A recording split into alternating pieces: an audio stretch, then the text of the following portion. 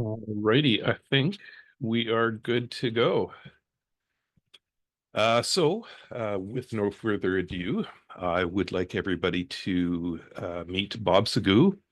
Bob is with Pretorian Technologies out of the UK. They're a company that's been doing accessibility for, I believe, over 40 years now. And Pretorian is quite well known for a lot of the products that allow people with physical disabilities to access, computers, tablets, you name it. But what we're here specifically about this morning is games. So take it away, Bob.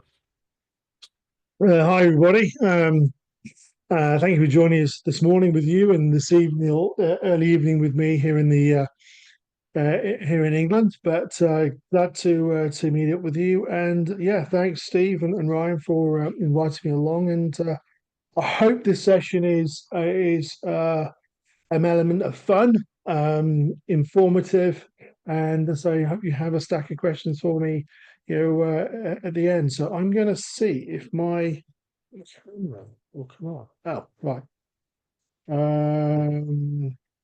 How do I share my screen? Oh, I might have to give you permissions for that. Hang on a second. Yeah.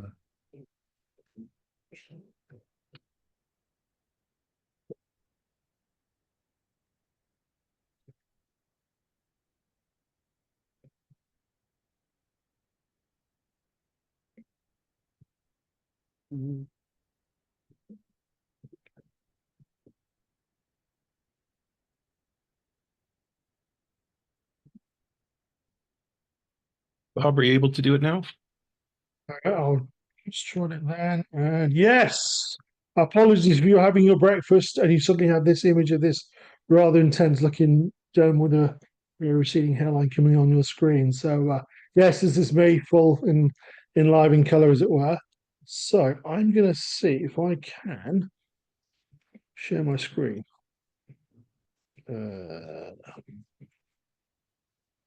Hmm. Yes, it's been a while since I've been a participant on a course, on a webinar. I've usually done it myself. So usually, oh, there we are, share. Right. Okie dokie. That's not that one. It is that one.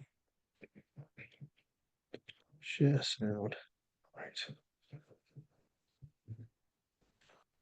Okay, so hopefully you can see the start of one of the slides on a PowerPoint. So it's just okay.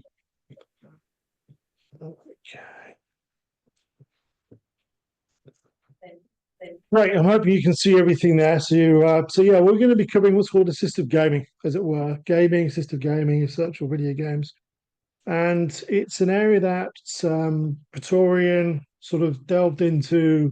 Oh gosh, probably about 5-6 years ago, and we had such a huge amount of interest for. I'm just going to mute my video. So okay. So can you just get Steve? Can you still see the PowerPoint? Is that still coming up? Okay. Yep, that's still coming up. Right, excellent. So yeah, we got basically how it came about was we got approached at a conference by a couple of delegates that we wanted to get into gaming. Is there anything that your range can support individuals to access gaming? And we went away and came up with a couple of solutions. So I'll run through those, and I'll run through the range of different sort of solutions that we manufacture and provide. So moving on. Oh, it's not working. Just a bit of information about Pretorian. Excuse me, I've got a bit of hiccups.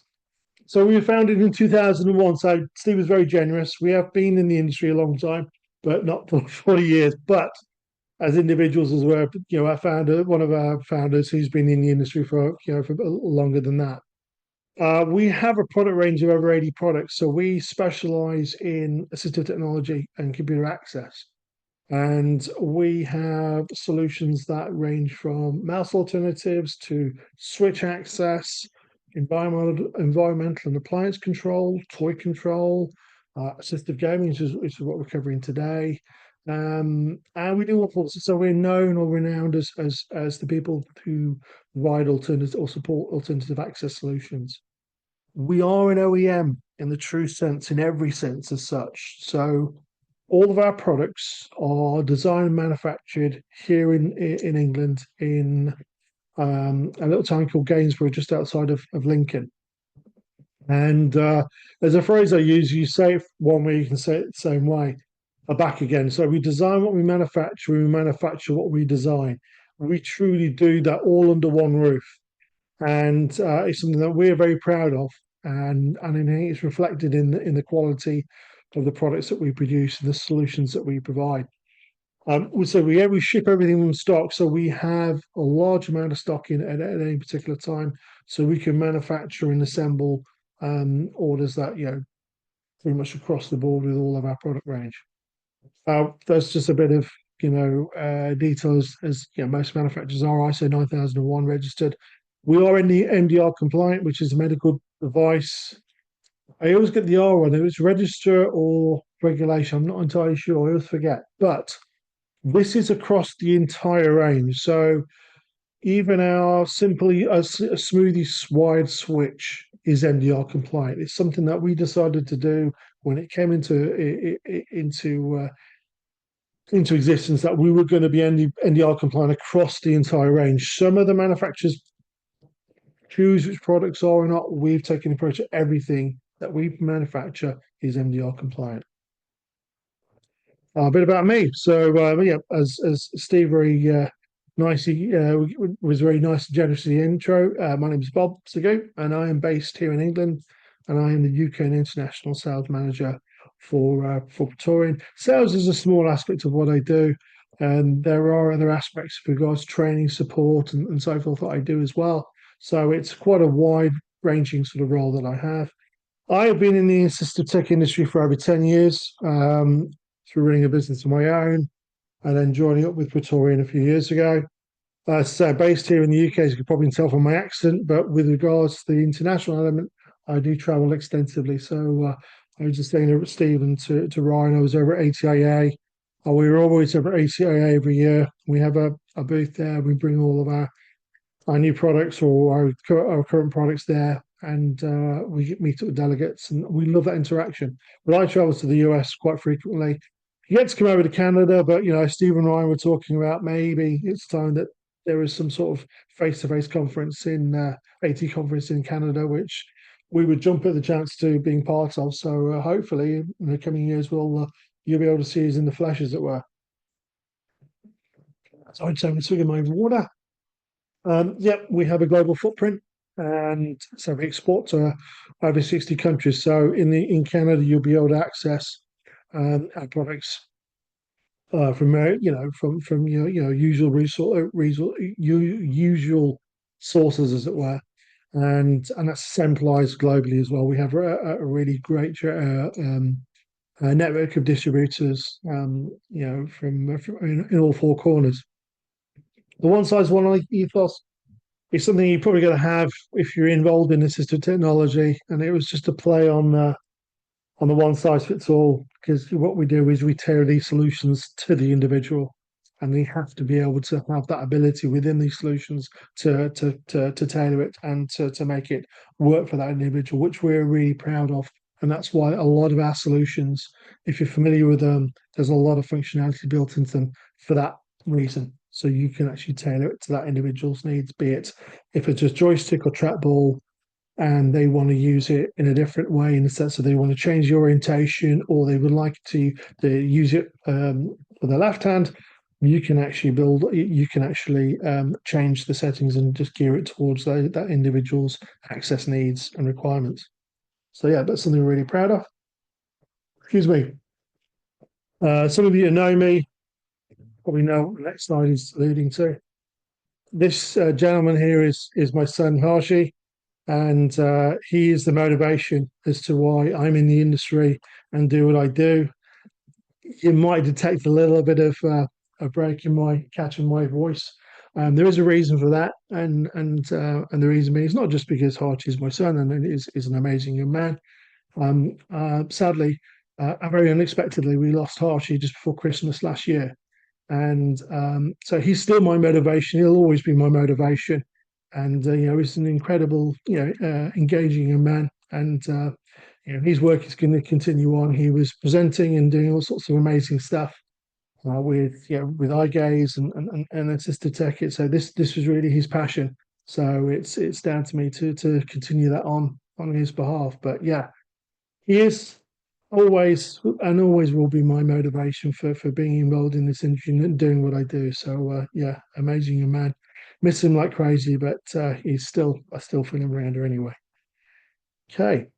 So why assistive gaming and assistive stroke inclusive in gaming? I think there are some really good bullet points there. You know, I found it to be incredibly um, a subject matter which the engagement levels can be from a very young individual all the way to someone who maybe is a lot senior. My age, for example, may have had a traumatic brain injury, as it were, or just is new to this to gaming, and it's an activity they wish to engage with. There are lots of positive aspects with regards to trying gaming or trying inclusive gaming or assistive gaming, including actually the therapeutic aspects of it. Is there's a lot when you look at what motor skills you need to engage, even down to eye gaze, utilizing eye gaze, and the skill sets you develop from gaming into and looking at other aspects with regards to computer control, computer access. There's lots of fundamentals that you can develop in gaming that can be applied to alternative access, whatever your access requirements are. So I think there's a real there's a real connection there, as it were. And there's some really great things. It's a fun activity. As an individual is limited to to going outside or to engaging face to face, then a gaming platform really ticks a lot of boxes, especially as we came through the pandemic and we weren't able to go out. This gave social interaction to individuals that wouldn't necessarily be able to experience that. So there are a huge amount of key aspects to why assistive gaming is something that's it's worth exploring, worth individuals trying out and getting involved with. So how did this all begin? So it began with that rather impressive gentleman on the left. It's a chap called Bryce Johnson, and he invented the Xbox Adaptive Controller, or the ZAC, or the XAC. It's weird when you look at it. It came out in 2018. It feels like it's been around a lot longer than that. But this is, from my perspective, it's a nucleus of a number of it's a nucleus of our eye gaze assistive gaming solution called Game On, but also it just works so well as an assistive controller. And I think the next picture really does show the connectivity on this. So if you're familiar with this, I do apologize, I'm going over old ground. But what this is recognized within the Xbox sort of like uh, what's the word I'm looking for? Ecosystem as a bona fide controller. So it's really easy to connect to an Xbox console, whether that's the Xbox One S or the S or the X. It'll work with all the newest consoles, bar the 360. Anything above beyond the 360, it'll work and work seamlessly with. It works wirelessly or wired. It connects up by Bluetooth. But what it has, as you can see, it has so much connectivity. So you've got all of these 3.5mm jack inputs, as it were, which you can plug any switch in. And here's a key thing to understand. And I'm slightly sort of like going off tangent with regards to talking about switch access. But I've had this come to me a few times. The industry standard for jack for switches, wide switches, is a 3.5mm jack. If someone tells you that isn't the case, I'd take that with a very big pinch of salt, because as far as I'm concerned, in my experience, 3.5mm is the standard uniform, is the industry standard. So any switch will work in the adaptive controller. So it could be a special switch like a grass switch or a puff switch. As long as it's got 3.5mm jack at the end of it, it'll work with the XAC or the adaptive controller. But you've got all of that function, all that connectivity at the side. You've got USB ports either side as well. So you can actually plug in joysticks, and you can plug in our joysticks, the Optima and the Ultra joystick, which I'll come to later on. And you've got the nice service at the top where you can actually, which are replicating A and B. So you can use it as a controller in its own right if you've got an individual who has the gross and fine motor skills to access, but I can't access the normal conventional Xbox controller. Then this in its own will work perfectly fine, and it's mountable, and so it's a great piece of kit. But to connect to it, it is fabulous because you can connect all sorts of different elements to that. So yeah, so what we have there, we've got the Optima joystick and the Ultra joystick, which I'll show you in a video shortly, a live video. But we also have our switches, our wide switches, and all of them have been tested by Microsoft and carry the labeling designed for Xbox. So if you hear any issues with regards to third-party products maybe not working within the Microsoft sort of like ecosystem, that doesn't apply for it to our products, as our products have been tested. And every time an update comes through on the adaptive controller, there's been a few as of late. We test all the products are tested, and they still work perfectly fine. So all of our products, be it the Optima joystick and the Ultra joystick and the Smoothie switches, are all work and quite instantly and work really well with the Xbox controller. So moving forward, Nintendo Switch. I'm going through this very quickly. There is elements that I sort of took out of it because I want to try and leave as much time, as possible for questions and also the live element as well. So the Nintendo Switch, people are either, well, there's three actually. There's Xbox, there's Nintendo Switch, and there's PS5, which I'll come to later on. But Nintendo Switch, we got asked for a solution for the Nintendo Switch, and we came across the Flex controller by a company called Hori.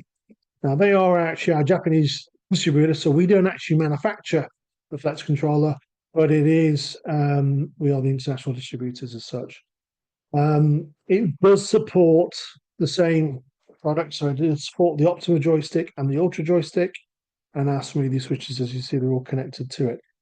The design of this is slightly different, is in the sense of the XAC by Microsoft. Their adaptive controller, the switch ports are at the back. With the Flex controller, they're at the front, and I actually prefer them at the front because it means you can take switches in, plug switches in, plug them out, move them into different functions. If I go back slightly, so if I just go back, you see all these switch ports. They're all representative of different functions that you can do with a conventional game. So you plug a switch into that, it'll replicate that movement. What's changed now is that you can now, in the Xbox platform, to a certain degree in the Flex as well, Nintendo, you can actually remap those controls. So you can actually say, well, rather than it doing up, I want it to do something else. And you can actually map these settings to do something entirely different. I.e., if you've got in a particular game, and you've got a set of commands that and functions that are there for movement, for example, you can actually change those switch ports to replicate those particular movements with a single switch.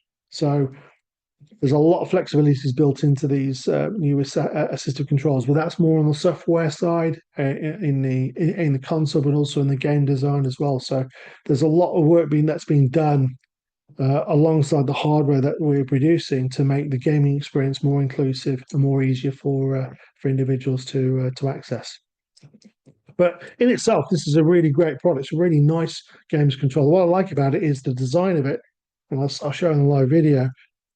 You can access the buttons. They're quite nicely spaced out, as you can see in the pictures. You can actually access them quite nicely. So just to use it as a normal controller on its own, it's great. It's a wired assistive controller, so it's not wireless. It'll plug into the USB ports in the cradle in the Nintendo Switch.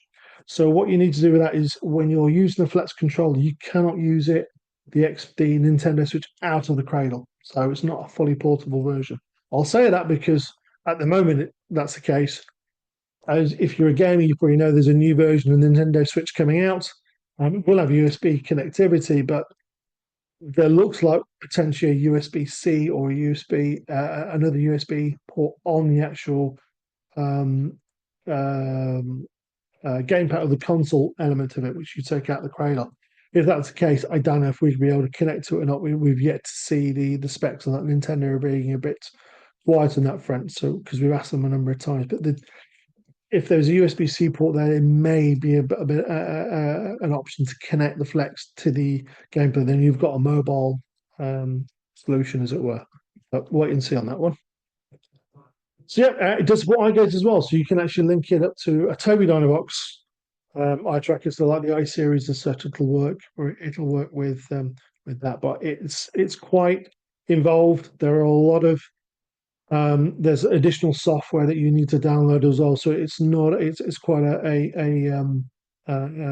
involved setup, but it's possible. It is possible to do. So yeah, so this is essentially how we respond. So this is the optimal joystick we do. It's a wired joystick. It'll work, as I say, it'll work with the Xbox, Nintendo, and also it'll do PC gaming. But what it does is it has dual functionality. So you can use it as a normal mouse alternative, a cursor control and such. And then you press the yellow and the red buttons. You do hold those down for 10 seconds. You get an audible sort of warble, as it were, and that switches into gaming mode. So it is then a bona fide gaming joystick. So you've got essentially two functions out of one device. So an individual wouldn't need to change the hardware to get a gaming joystick. The two joysticks that I'm going to mention now both have gaming functionality built into them, and you can switch between them as well. And just something to note on all of our joystick solutions and our trackball solutions, you've got, if you see at the bottom right hand side, you've got a switch import. You can actually plug in switches into those either side of the joystick or trackball. And if the smaller buttons on the top are not accessible for you, you can use a switch to access those buttons as well. So yeah, a really nice solution that we've done phenomenally well with. And that's the Ultra joystick, which again has the mouse and gaming capabilities, but it's a more of a smaller footprint. But also that's more of a mountable solution, so you can mount that on a bracket onto a power wheelchair or onto a fixed table mount like a rear dap mount solution.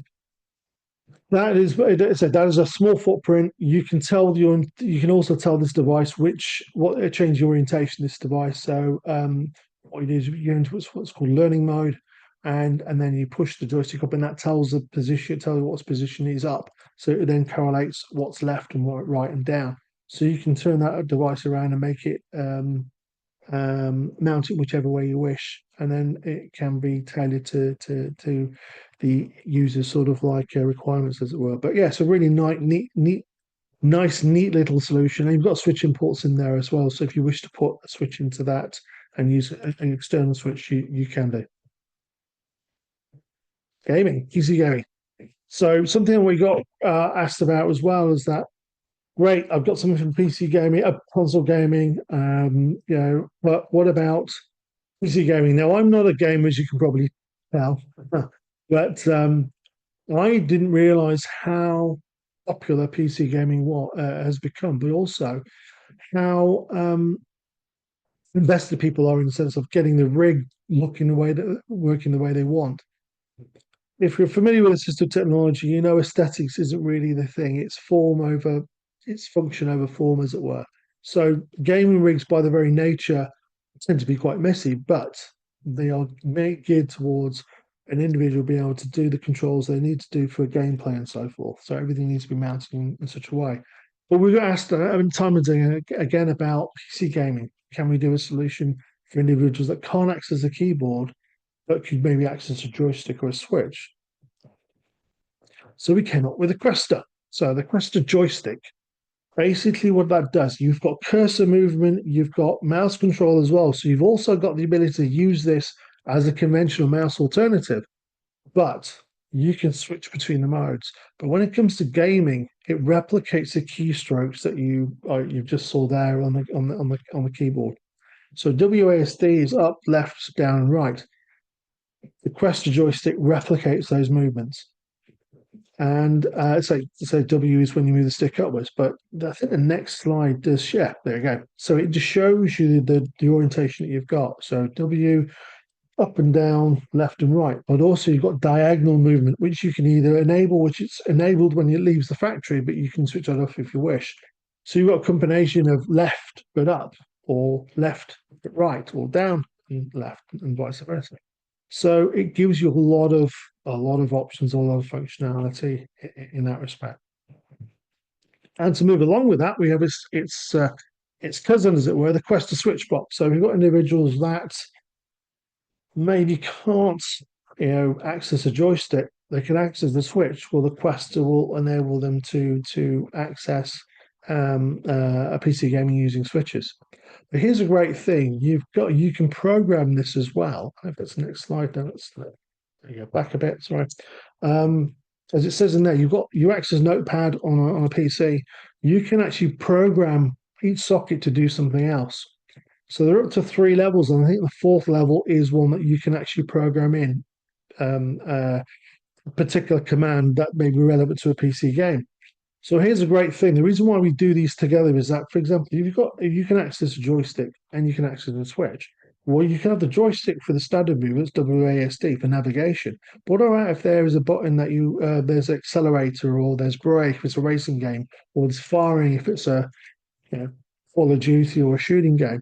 Well, that's where the switch box comes into really handy, the Quest to switch box. So you can actually program the switch box to replicate those particular keystrokes as well. So then you've got a fully enclosed solution for PC gaming. So you've got movement with the joystick, but you've also got the other function that you can access via switches. So it's a really great all-round solution. And you can, with level 4 being programmable, you can actually program this to whatever you wish. Now, there is another product we do, which we try not to make a rod for our own back, but sometimes we just our own worst enemy. We've got a product called Ultimate Switchbox, which takes what the Quester does and takes it to the next level. So, as an all-round access solution, the Ultimate Switchbox can do the gaming element, but it is programmable to pretty much any keystroke. So, and a multiple keystroke. So, for example, you're hitting a single switch. That single switch could be then set to do a number of different commands, like Control Alt something. So you could be doing multiple keystrokes just through this single switch switch press, as it were. So that's really cool. That's another product that which we'll probably cover another time if Steve and Ryan ask me back. I'm just looking at the time. I think we're doing okay for time at the moment. But yeah, so we've listened to what people have said. They thought they want more computer access, and the Ultimate Switchbox certainly does that. But the Quester and the Switchbox and joystick are great for PC gaming, and they're a really cool solution.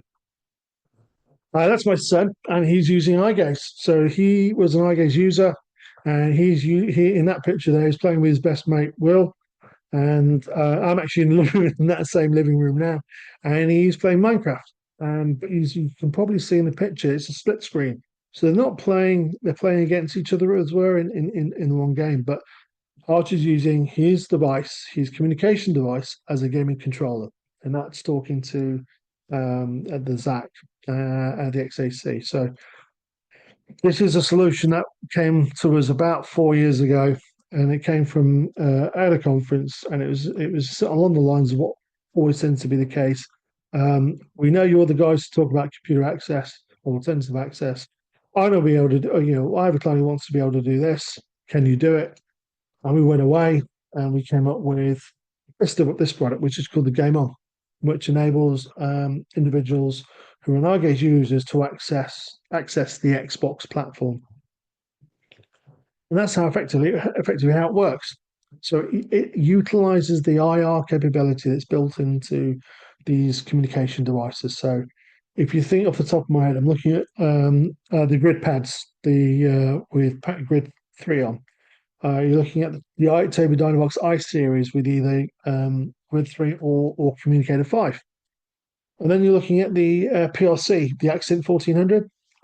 That if that's got Grid 3 on or such, even if I know you guys are probably using Empower at the moment, We had it all set up for New Voice, which is what's been used still here in the UK.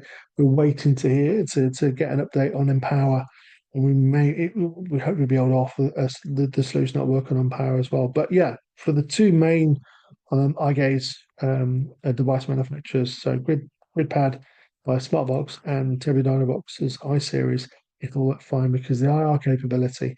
And we used IR over Bluetooth or anything else because A, it was already there. B, it's solid state. It's relatively say solid state. It's a stable connectivity. Yes, you need what's called line of sight, but your TV remote, most TV remotes still are IR based.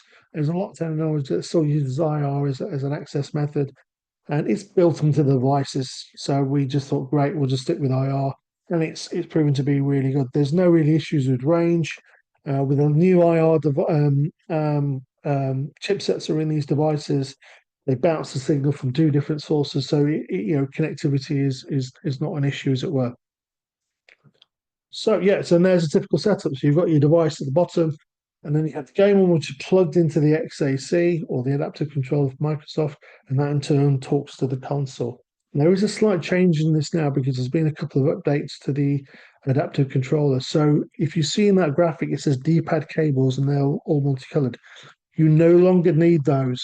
It just works off two USBs. In fact, it should only work off needing one USB cable, which is from the game on to the left side socket of the XAC. I use two still because I think my adaptive controller needs updating. But so two USBs connecting into the XAC, and it'll work perfectly with the which either device, whether it's a GridPad or an iSeries. Then we get onto the grid sets. Now, apologies for Comms 5 and Communicator 5 users. I've used Grid 3 because it's the software that I'm familiar with. So all of these graphics are pretty much Grid 3 orientated. But I have an iSeries here with me with Game On running. So when we do the live element, I'll show you how that works.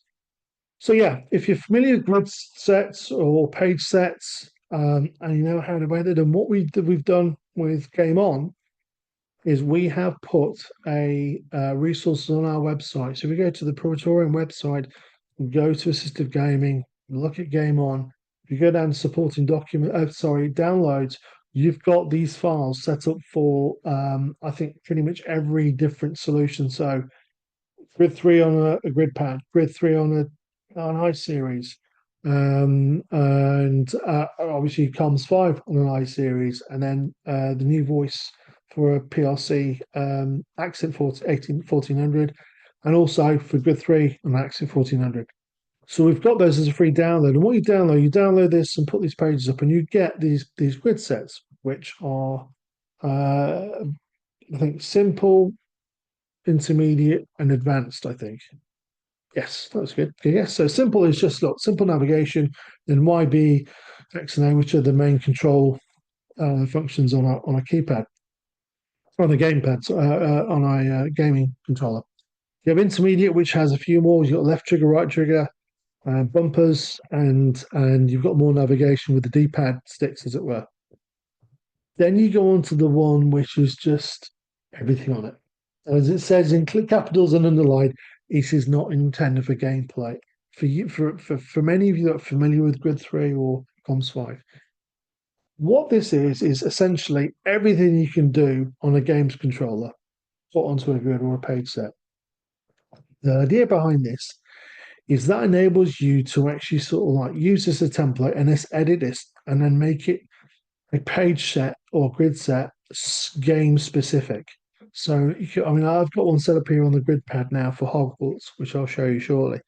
You can design this to whatever page set or whatever game that you're playing, but also design it to how individual can access the game, because they may not be able to access. In fact, you would find it incredibly difficult to play a racing game and utilize the eye gaze to do all the commands that you needed to do.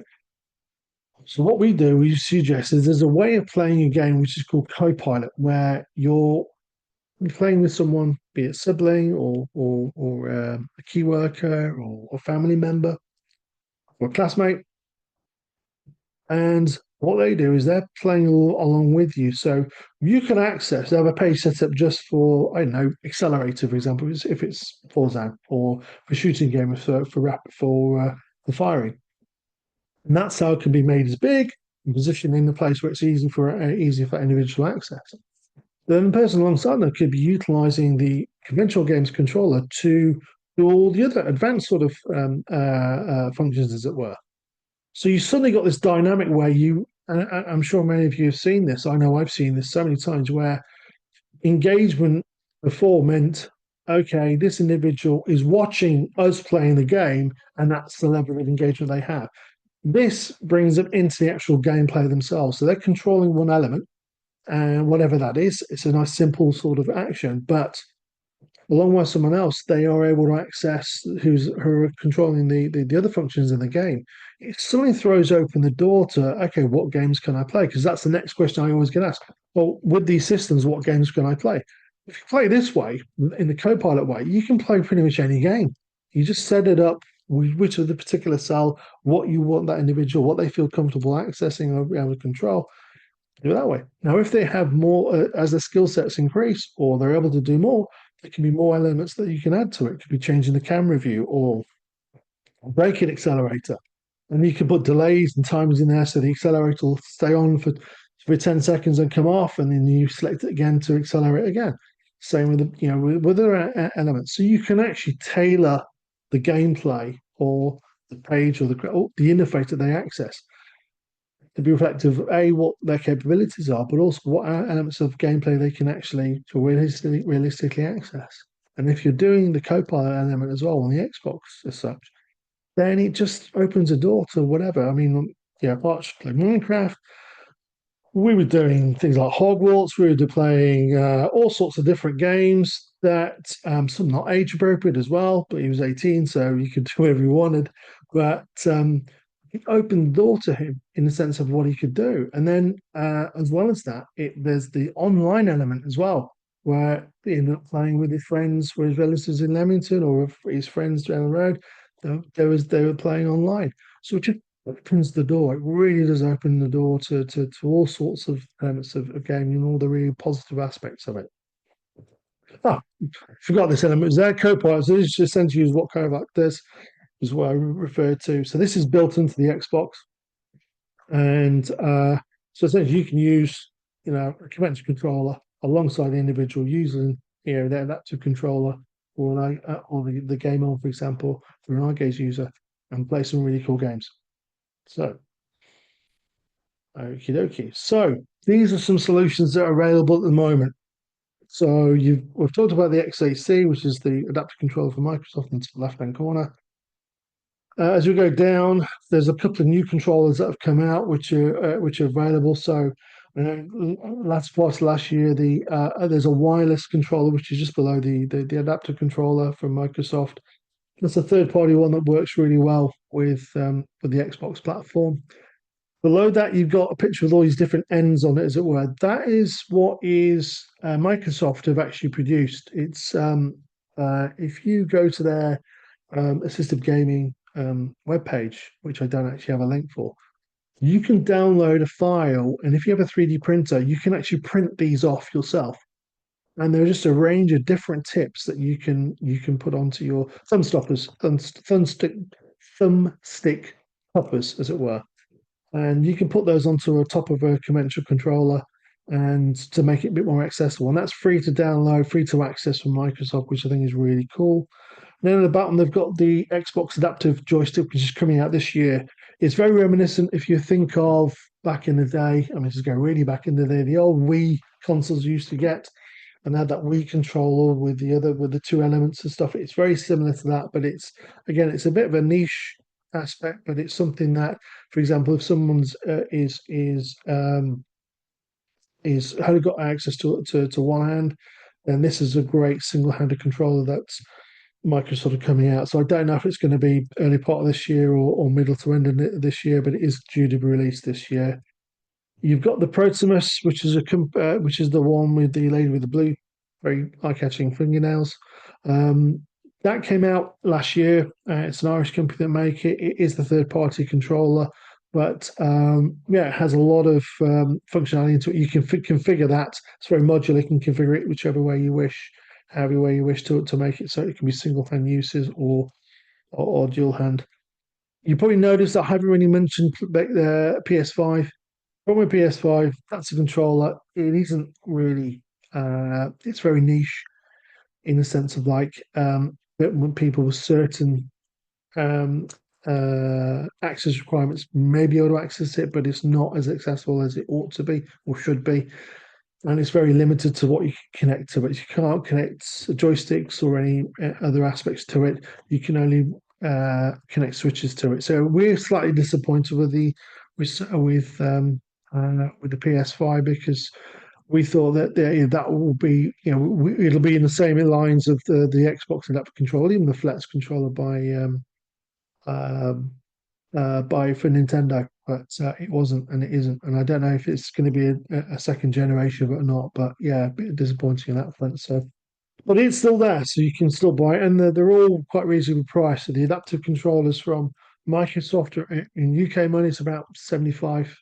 The adaptive controller, that I believe that's under £100 from Sony. And so yeah, they're all pretty much a muchness as far as price goes. The more third party stuff is a bit more expensive. I don't know the pricing on the adaptive joystick as of yet.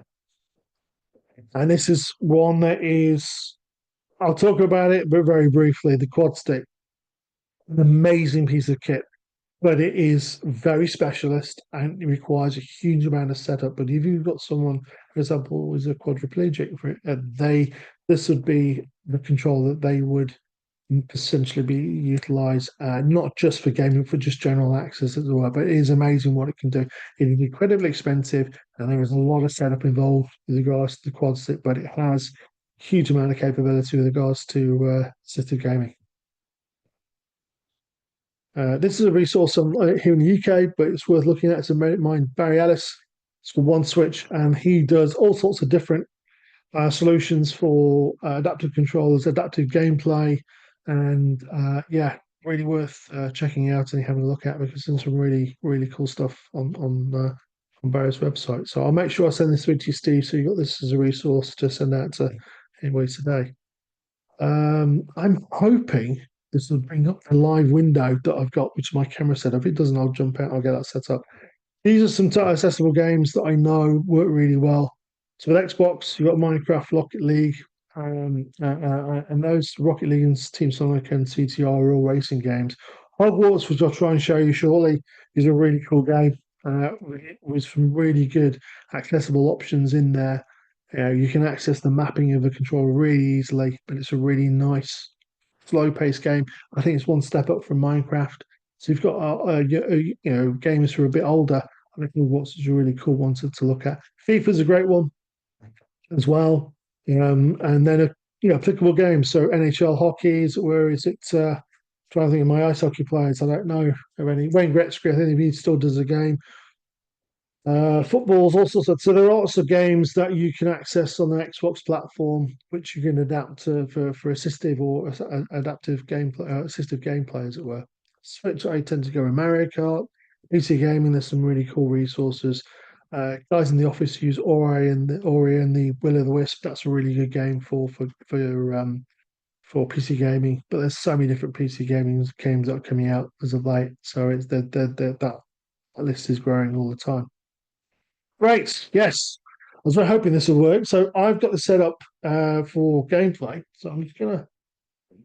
So this is not how my dining room normally looks. So I've done this especially for you guys. So you can imagine that's gone down really well for everybody else that lives in this house, but needs must.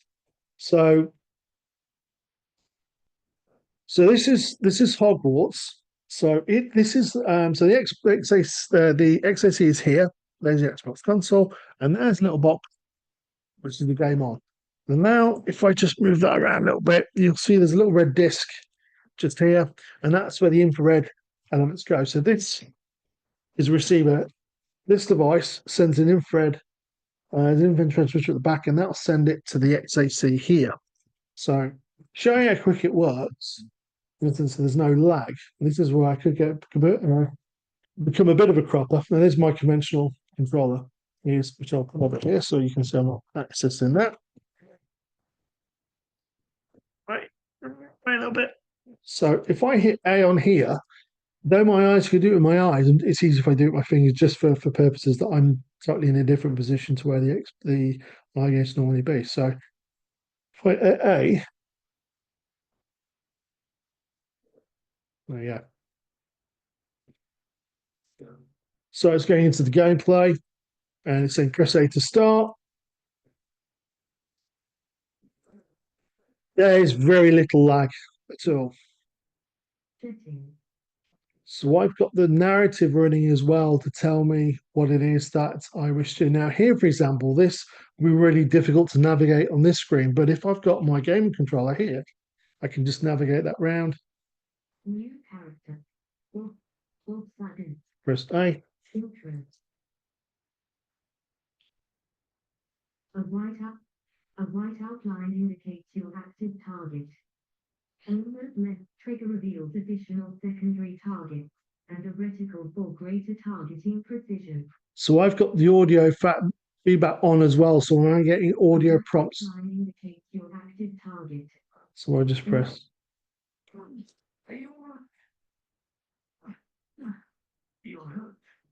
So just one thing I want to show you with this with regards to how much. So here you go. D-pad down to heel. So D-pad down to heel.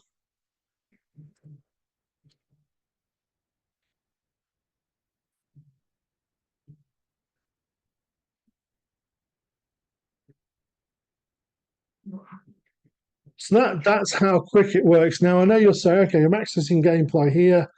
I'm watching gameplay here. That is not really ideal. And I agree absolutely.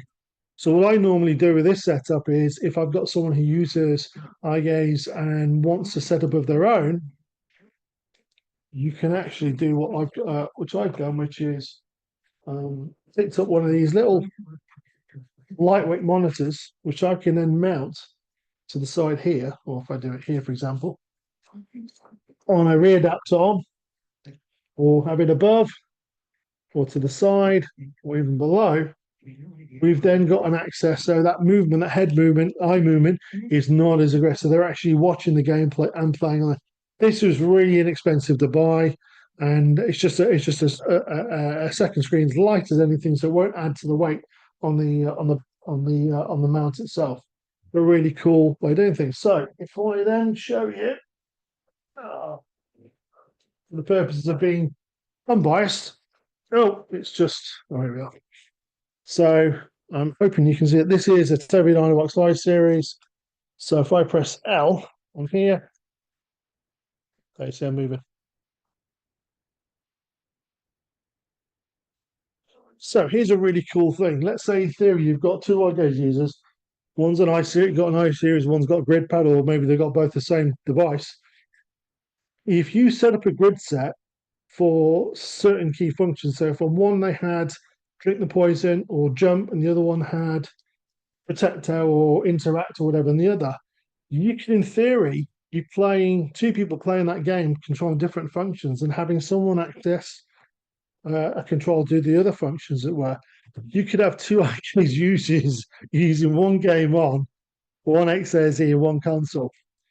It's a bit of a workaround because ideally, if you wanted to give them complete independence, they would need their own game on and their own XAC to interact to play the game separately. But if you've just got one game on and one XAC, you could set that up the software in one to do and design a page set or grid set to do one action, and a different action on this page grid set, and they could play, and there's no interference because they're not playing at the same time. They're playing, one after the other. So the game on won't get confused with different IR codes, as it were. So that's a really cool thing. So I'm just gonna. I know I've got much time, Steve. So bear with me a second. I'm just gonna flick the feed. Oh no, it's staff. This is the great thing. We do a PowerPoint, and then you go to a live demo. Everything goes on the standby, so you got to switch everything back on again. So Yep.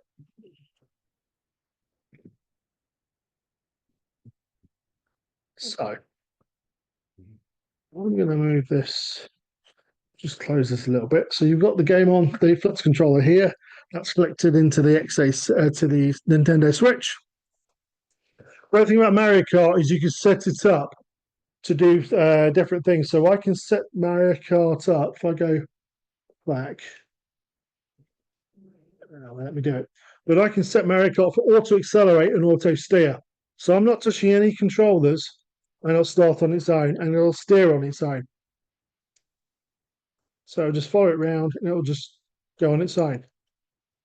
What you can use, you've got a joystick if you wish to. You've got joystick access here, so you can steer.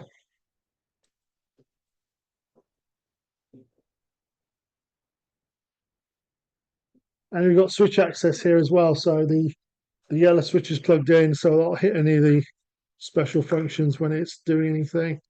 It's not doing anything at the moment.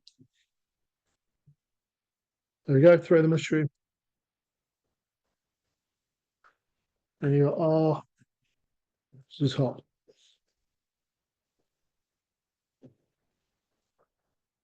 So yeah, that's the Flex controller. And we also have a solution, which is this product here, which enables an eye gaze user using Grid 3 to access this device, which in turn will access the console. So you can actually have eye gaze users playing Mario Kart, which I don't think I've got time to show you now, but yeah, that's a really cool option as well to have be able to give eye gaze users the ability to access the Nintendo Switch platform as well in a really simple way using the Flex, but no third party software.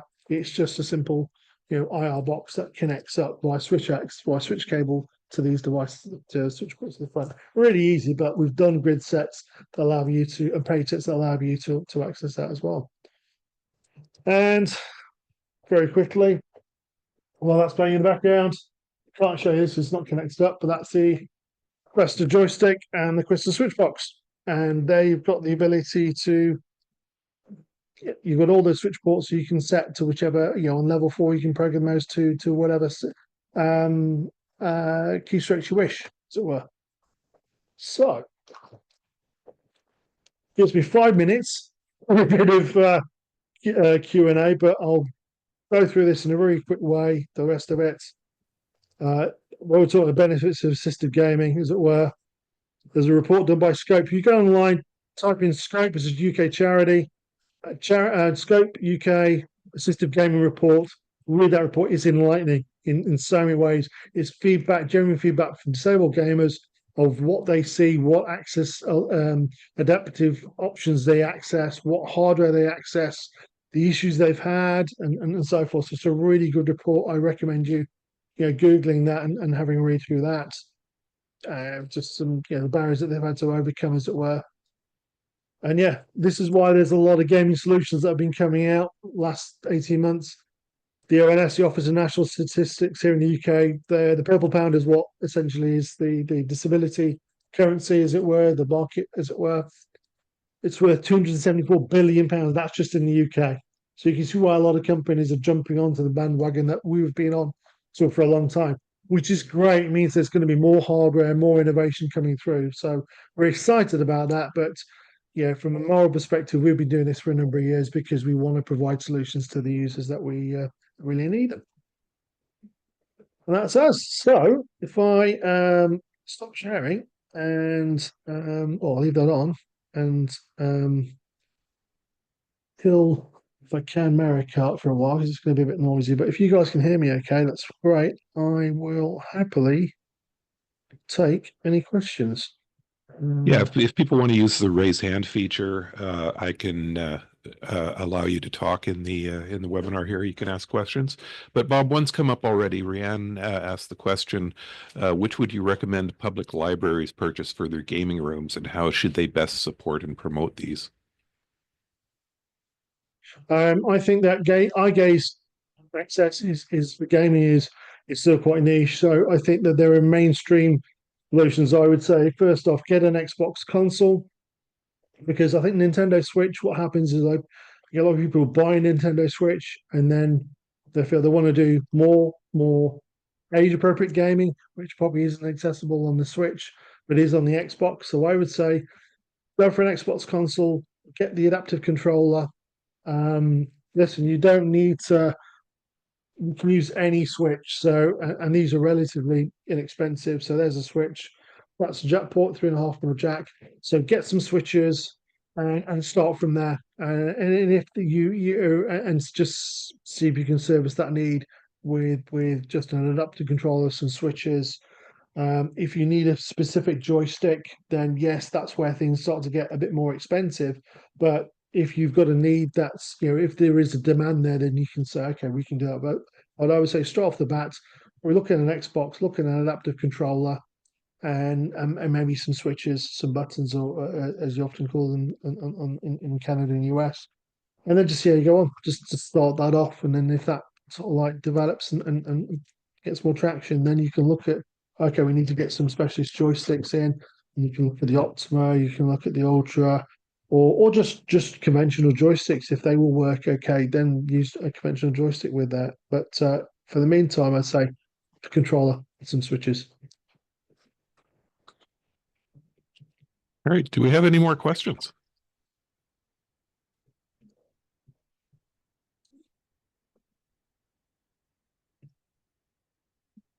Sharon has asked, when it comes to mounting the switches to a wheelchair, do you have mounting solutions, or are there particular mounting solutions that you recommend? Right, yeah. So all of our joysticks, for example, have the universal fixing mounts. There, there, and there, 3 points. Uh, wired switches don't. So what I tend to do with these, and with this joystick, if I grab over here, is Velcro pads. Yeah, the black ones are usually a bit more stronger. So a Velcro pad with another disc on the Readapt do some really cool stuff. You can find some but if there's a flat surface you can put a Velcro pad onto, then just sticking joystick or a switch onto that will work really well. Things when you start to look at specialist mounts, they are really great, especially on a wheelchair. Cost will go up, but there are some really cool mounts available out there. Readapt do this gaming mount range called Wolf Mount.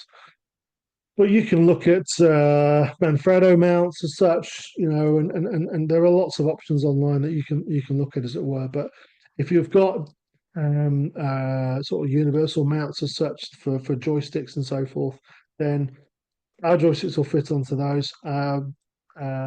Ultra joystick will fit onto that. The switches, I'd say, I just put them on some Velcro, and that'll be fine on that front. All right. Anyone And else? oh, sorry, yes, and the adaptive controllers. If I've got enough lead on here, which I might not have. Yeah, they've got the screw mounts there. So these can be mountable on a tripod, for example, as such. So that's the X control. That's the flex controller. You've got the same fixings. In fact, if you just rip this off, sorry. You've got the same fixings on the X80 as well. So you can mount this on. And there's all the ports you've got there.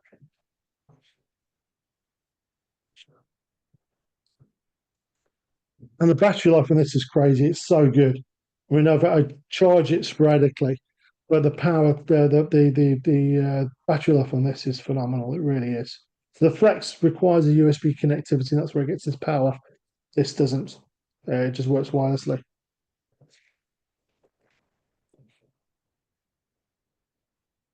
Anyone else It's with always a bit questions? rushed. Oh, I see Angel Yeah, allowed to I'm talk. for here for as long as you need me. I apologize a bit. It's a bit rushed because this sort of presentation normally I do about 2 or 3 hours.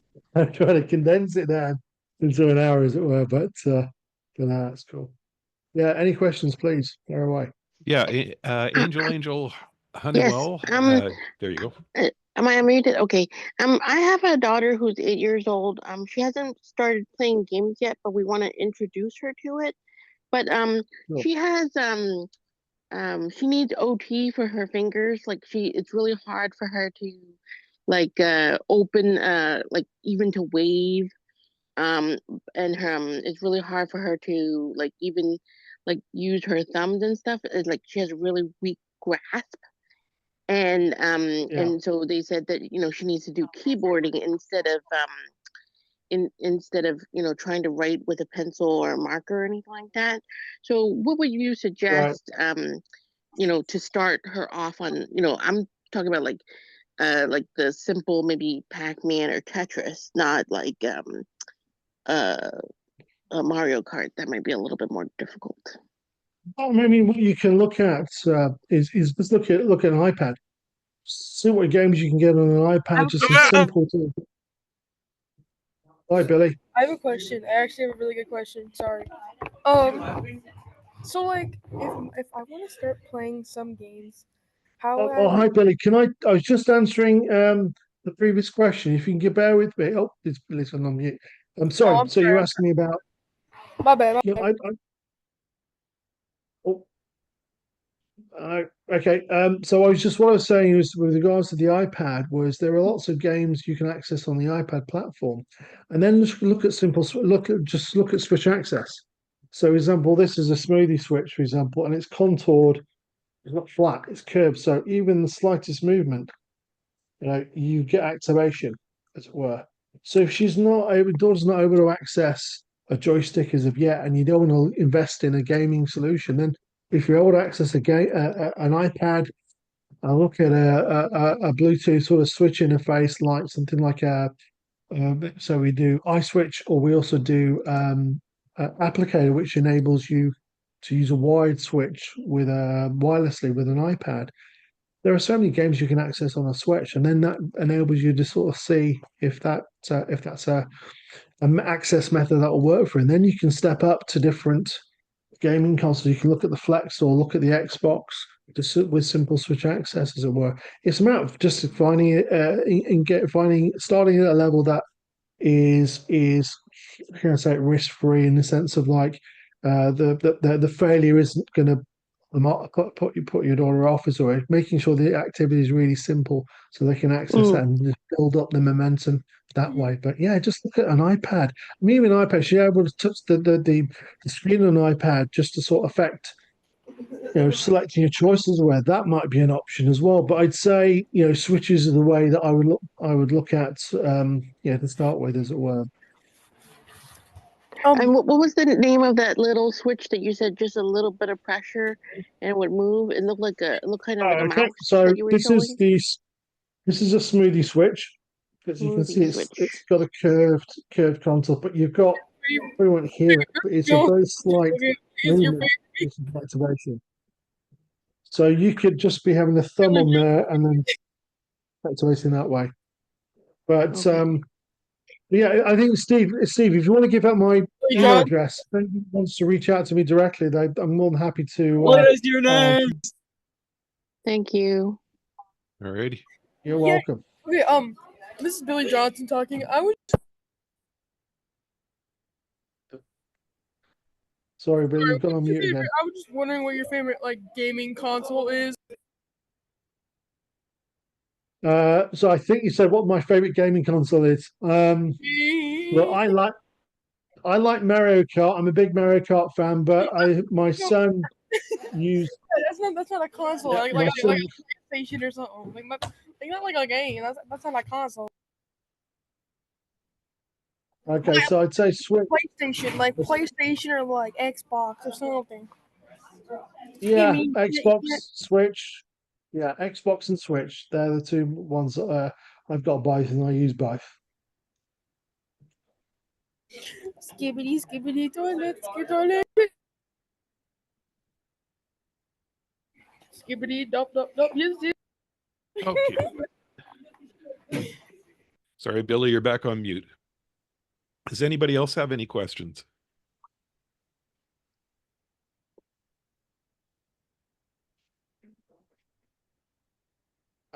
So, Steve, I'm happy if you want to distribute my email address out to the developers. If anybody has any questions, because sometimes there's a lot to take in, have a think about it. If there's questions that you want me to, on specific areas I've covered, like the PC gaming and whatever, and just general access, I'm happy to sort of field any and all questions.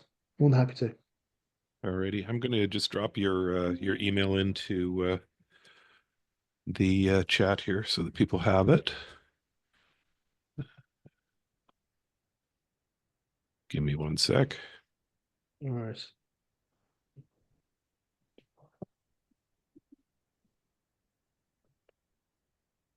I mean, and the cool thing about assistive gaming is there are so many different avenues you can go down, experiment and try things out, as it were. So yeah, whatever works for you guys is there's no tried and tested method. It's all about trying different things out. And I think I don't think there's no hard and fast set rules with regards to how you play a game. It's a means to an ends. The end is okay. We've got these individuals gaming that maybe 2, 3, 4 years ago they wouldn't have been even been able to access anything. Now it's the opportunities to play games and access games and so forth is it's truly amazing, and it's incredibly rewarding to see, to be part of the solution, as it were, to enable people to play games. So, but no, I get a real kick out of it. It's really cool to see it. And then the also thing I probably haven't mentioned is the actual games themselves, the software. It's becoming more intuitive. It's becoming more easily accessible in the sense of like being able to customize it as you can do with the hardware, you can do with the software now. So you can do what's called mapping a controller to the specifics of that particular game. You can access really easily the gameplay, all the different sort of moves and functions that a controller can do. You can easily access that information on the new games.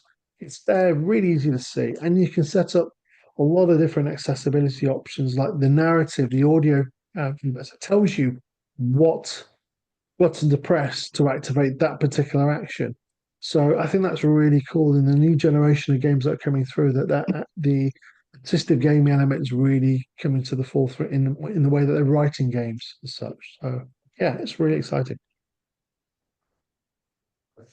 Excellent. Well, thank you so much for taking time out of your evening to present on the far side of the other continent. No, You it's a really, pleasure. It's great to interact with you guys and say, you know, to try things out. If you're not a natural gamer, as I'm not a natural gamer, but it's something that, when you see individuals trying things, and this is across the board, I don't know any particular activity that is not. It's not just it's not age specific. It's not gender specific.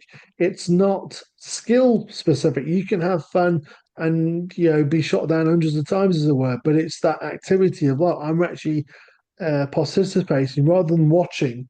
I'm actually participating. That's a powerful, powerful thing to be able to do, and it's incredibly rewarding for the individual, but also for the people involved in supporting or around that individual. So yeah, it's a really cool thing.